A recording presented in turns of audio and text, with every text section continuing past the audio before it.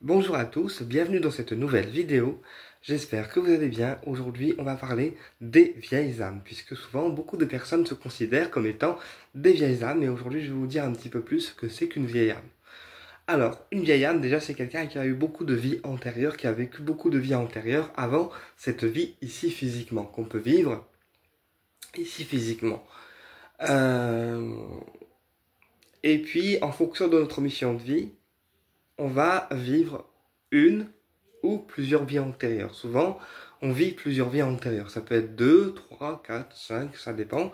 Et ces vies antérieures, c'est ce qui explique qu'ils ont des répercussions sur nous, notre karma, d'accord? Ou aussi qu'on a des résonances avec certaines vies antérieures. Par exemple, si tu vas dans un lieu et que tu as l'impression d'y avoir déjà été, ou que tu as l'impression d'avoir déjà vu le lieu avant alors que c'est un lieu où tu n'as jamais mis les pieds, eh bien c'est forcément une résonance avec tes vies antérieures.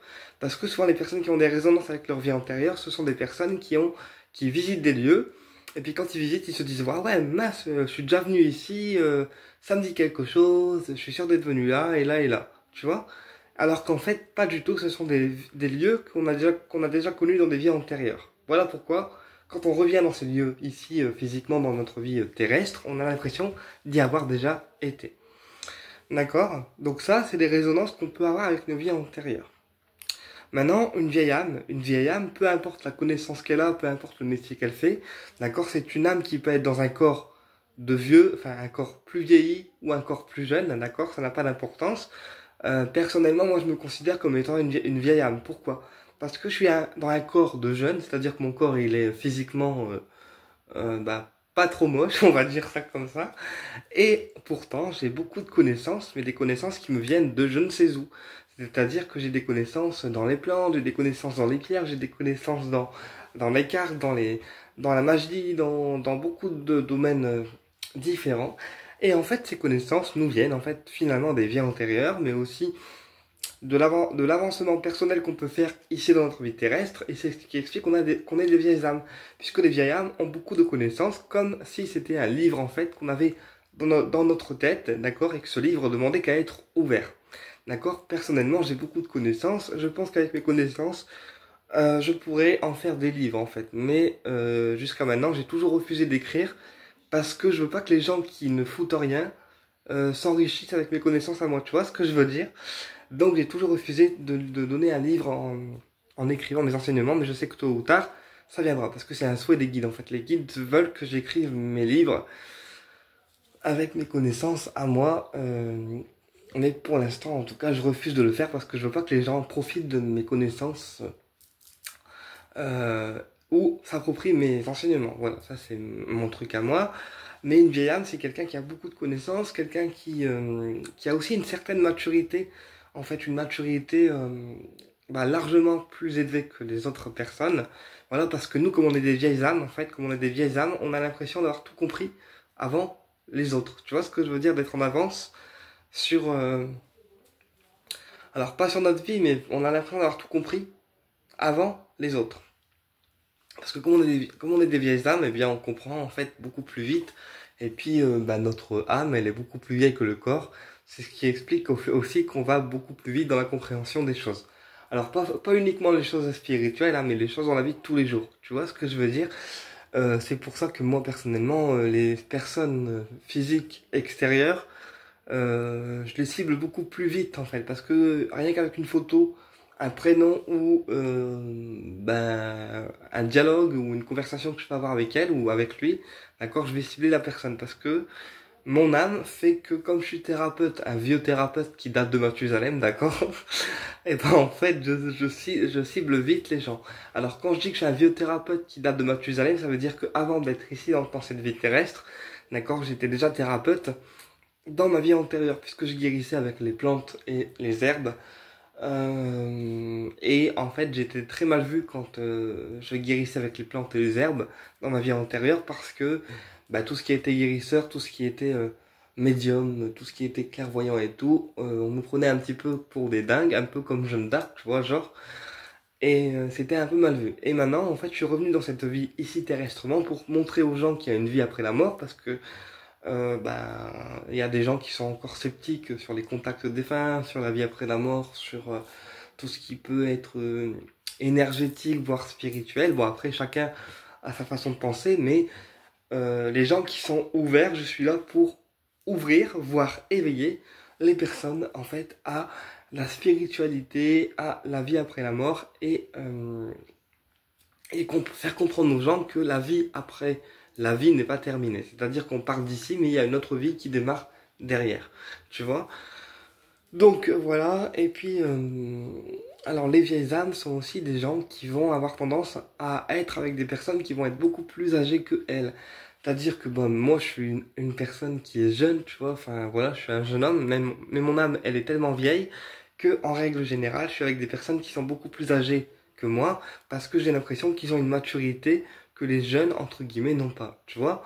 Et du coup, ben en fait, je suis beaucoup plus dirigé vers des personnes âgées que les personnes jeunes. Mais après, je dis pas que les personnes jeunes sont pas intelligentes, hein, mais je veux dire, les personnes plus âgées, ils ont une maturité beaucoup plus, beaucoup plus présente que les personnes jeunes. Donc voilà, les vieilles âmes sont des personnes, des âmes qui vont, euh, ben, en fait, elles se diriger beaucoup plus vers les personnes âgées que les personnes jeunes. Ok? Et puis également, les vieilles âmes, ce sont des âmes, comme j'expliquais, qui ont été marquées dans des vies antérieures, qui ont été marquées par des blessures, voilà, et qui sont encore marquées dans cette vie terrestre par des blessures. Vous voyez ce que je veux dire? Par exemple, moi, je suis revenu avec un handicap, c'est un événement qui est marquant, et j'ai une vie qui est marquante, c'est-à-dire un parcours pas facile. Et souvent, les vieilles âmes sont des âmes qui n'ont pas des parcours faciles parce que ce sont des âmes qui sont tellement fortes au niveau de l'énergie et au niveau du mental qu'en fait le parcours pas facile quelque part c'est eux qui l'ont choisi, tu vois ce que je veux dire. Et, euh, et c'est pour ça que moi mon âme elle est peut-être vieille et que mon parcours il est pas facile, mais ça me permet de montrer aux gens le handicap, ce qui n'est pas forcément facile à montrer parce que les gens des fois quand tu dis que tu es handicapé ils sont un peu, enfin ils ont des a priori, tu vois. Et moi, je suis là pour vous montrer à vous que même avec un handicap, on peut marcher, on peut danser, on peut picoler, on peut s'amuser, on peut rire, tu vois. Enfin, c'est des choses de la vie de tous les jours, mais finalement, parce que souvent les gens qui nous voient handicapés se disent, ouais, bah finalement, ils peuvent rien faire, les pauvres, ils sont dans un fauteuil, ils peuvent pas bouger, ils peuvent pas danser. Mais les gars, on est en 2024, hein, les handicapés d'aujourd'hui, c'est plus les handicapés de 1980. Hein. Nous, aujourd'hui, enfin moi pour mon cas, moi, je suis handicapé des jambes, c'est-à-dire que je marche. C'est pas une marche normale, hein, c'est pas une marche comme toi, comme une personne humaine normale. C'est une marche que je décrirais comme une marche robot, genre. Tu vois un peu Robocop, bah, c'est un peu comme ça, mais en moins pire. Mais je marche, je danse. Voilà, je fais des fêtes comme tout le monde, enfin je vis en fait, voilà. Parce que handicapé ne veut pas dire qu'on ne peut pas vivre comme les autres. Alors après, ça dépend du degré du handicap qu'on a et du degré de handicap que notre âme a décidé de nous imposer. Mais voilà, on est handicapé, on vit, on danse, on comprend les choses également. Même si au niveau de la gestuelle, de la motricité, il y a quand même un certain décalage qui est lié à ma dyspraxie. D'accord? Mais ça, c'est le handicap qui veut ça. Mais je veux dire, mon âme, avec ma maladie, me permet à moi d'éveiller beaucoup de gens à la spiritualité, d'éveiller beaucoup de gens au handicap, de faire comprendre ce que c'est qu'un handicap, de montrer à quel point on peut vivre, à quel point on peut aider aussi avec le handicap. Voilà, moi je suis handicapé, mais ça m'empêche pas d'être médium, d'être clairvoyant, de pouvoir guérir les gens, de pouvoir aider beaucoup de gens avec ce que je sais faire et selon mes moyens. Mais voilà, une vieille âme aura toujours un parcours qui sera plus ou moins difficile parce que c'est elle qui aura choisi le parcours. C'est-à-dire que Métatron, il décide, comme j'expliquais dans les vidéos précédentes, des incarnations, de ce qu'on doit faire dans cette vie terrestre, de ce à quoi on sert, de ce à quoi on est destiné, et également de la personne qui est notre coup de cœur, notre âme sœur, la personne qu'on kiffera jusqu'au bout de notre life, en fait, de notre vie. Mais je veux dire, même au niveau sentimental, pour nous les handicapés, c'est beaucoup plus complexe de trouver quelqu'un parce que il faut que ça soit une personne qui assume aussi notre image, notre parcours de vie, notre sexualité, la maladie, l'aide qu'on peut demander, enfin voilà, même si moi je suis quelqu'un qui se démerde tout seul, genre, mais je veux dire, certains handicapés ont besoin de plus d'aide que d'autres, et c'est vrai qu'au niveau sentimental, pour nous, bah, tout est compliqué, même dans la vie de tous les jours, quand on sort et tout, c'est compliqué, parce que bah, t'as le regard des gens, il faut apprendre à t'en détacher, et c'est pas toujours évident. Donc moi, je suis là pour t'éveiller, enfin, vous éveiller, vous, au handicap, et comprendre aussi que bah, les handicapés, c'est pas non plus des gens qui ont la vie toute belle, toute rose, et qu'on a aussi nos difficultés au quotidien à surmonter.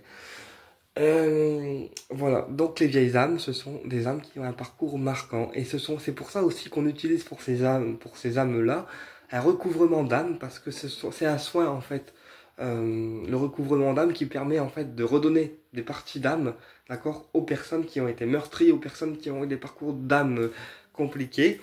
Et justement, le recouvrement d'âme sert à recoller les morceaux d'âme qui ont été déchirés, qui ont été brisés par des pactes de vie antérieure, par des blessures énergétiques qui ont été causées dans cette vie ici terrestrement, ou par des mots aussi qui ont pu blesser l'âme. Parce que quand je parle de blessures, il n'y a pas que les blessures énergétiques hein, qu'on se ramasse, nous ici terrestrement parlant, il y a aussi des blessures que les mots peuvent euh, engendrer. Parce que quand je parle de mots, c'est-à-dire que quelqu'un qui t'insulte, quelqu'un qui te rabaisse, quelqu'un qui ne te respecte pas, eh bien, c'est aussi vécu comme une blessure d'âme et ça peut aussi déchirer une partie d'âme, ok? Et c'est pour ça que je parle du soin de recouvrement d'âme, alors que je n'ai pas, hein, mais que j'espère avoir bientôt, selon les guides et selon ce qu'ils vont être autorisés à me donner comme soin. Et ce soin de recouvrement d'âme, c'est un soin qui permet de recoller des parties d'âme, d'accord, qui ont été perdues dans des vies antérieures, dans des situations qui ont été compliquées, eh bien, le recouvrement d'âme permet en fait de recoller chaque morceau d'âme qui ont été perdus, et ce recouvrement d'âme permet en fait de se réconcilier avec notre âme en général, c'est-à-dire de retrouver des capacités ancestrales, des capacités qui datent de très longtemps, voire des vies antérieures, et c'est grâce à ces soins de recouvrement d'âme qu'on va permettre de recouvrir l'âme complètement, et donc d'arriver à recoller une âme complète. C'est-à-dire que parfois, bah, quand l'âme elle est déchirée, on n'a que quelques parties d'âme et puis on se sent incomplet, incomplète. Et le recouvrement d'âme permet en fait de recoller chaque morceau de notre âme, chaque partie d'être de notre âme. Voilà. Et puis après un soin de recouvrement d'âme, on a vraiment les parties d'âme qui sont toutes recollées, et c'est là qu'on retrouve en fait toutes nos capacités extrasensorielles, les capacités médiumniques ou d'autres capacités d'herboristerie ou des capacités qui n'étaient pas forcément là maintenant dans cette vie actuelle. Et puis dès que le soin de recouvrement d'âme est fait, eh bien les capacités reviennent au fur et à mesure. D'accord? Tout doucement, hein. C'est pas non plus des capacités qui viennent comme ça, genre en un jour, ok? Ça prend du temps. Donc voilà ce que c'est qu'une vieille âme. C'est une âme qui a eu des péripéties dans la vie, une âme qui a vécu des vies antérieures compliquées, et une âme qui est beaucoup plus vieille en termes d'âge, qui n'a rien à voir avec l'âge physique. C'est une âme qui est plus évoluée parce qu'elle a eu plusieurs vies, plusieurs blessures, et même si on a un corps de jeune, et ben l'âme elle est beaucoup plus vieille que le corps, en gros. Voilà. Et c'est ce qui permet à ces âmes-là, comme la mienne, comme beaucoup d'autres d'ailleurs, de pouvoir enseigner leur savoir, parce que comme on est déjà vieux en termes d'âme, eh bien, on a des savoirs qui sont ancestrales, des savoirs qui sont beaucoup plus pointilleux, et surtout les connaissances qu'on a dans les vidéos, ou les connaissances que j'ai moi en termes de thérapeute, eh bien, c'est pas des connaissances que j'ai lues dans des bouquins, c'est des connaissances qu'on me donne par les guides, par la clairaudience et par la clairvoyance également. Voilà.